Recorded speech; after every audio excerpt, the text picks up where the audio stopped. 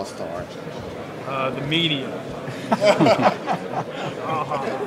No, definitely just the entire experience. Last year it was in LA. It was a little bit hectic for me being out there with my family and friends, a lot of people from UCLA. But this year I've been able to settle in and just enjoy myself.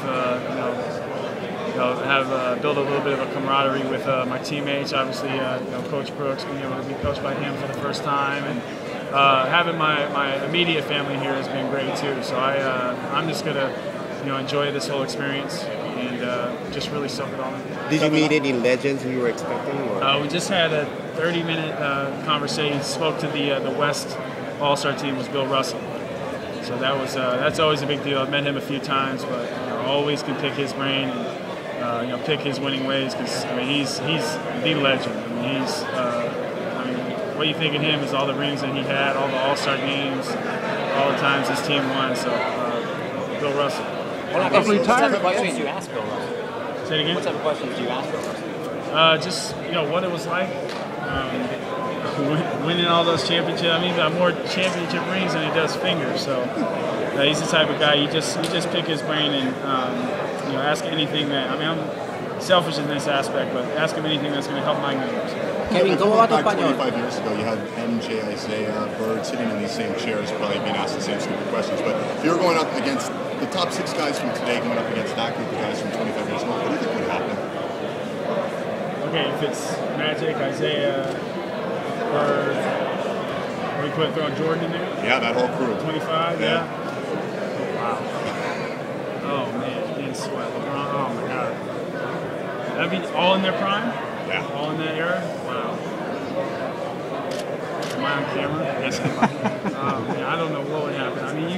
You grow up, I grew up idolizing those guys. I grew up, thinking those guys were the best things in sliced bread, thinking those guys were, just heroes in my eyes. So, and those are guys that are done with their career now, so it's tough to put it, kind of in perspective that way. But I would have to roll with, the older group of guys at this point. No disrespect to the guys that are here now, but until, it's all said and done with, my peers that are playing in this game this year or for the next 5-10 years, then I'll probably have a better grasp on what they could do. But as far as Isaiah and Larry Legend and all the guys that I mentioned, I'd have to roll with them. We're in a league where the mantle always gets handed down from one superstar to the next. Who do you think's next in line to be sort of handed, like, here you go, the NBA is yours? I think Kevin Durant is doing a great job of taking the reins of that as much as he can. He's 23 years old. He's a very, very young superstar. But as far as the next wave of guys goes, it's tough to say. I think Kevin, he's so young, he's so athletic, and he's so tall and so long that he could have that for the next 10, 15 years if he wanted to. So obviously LeBron is right up there.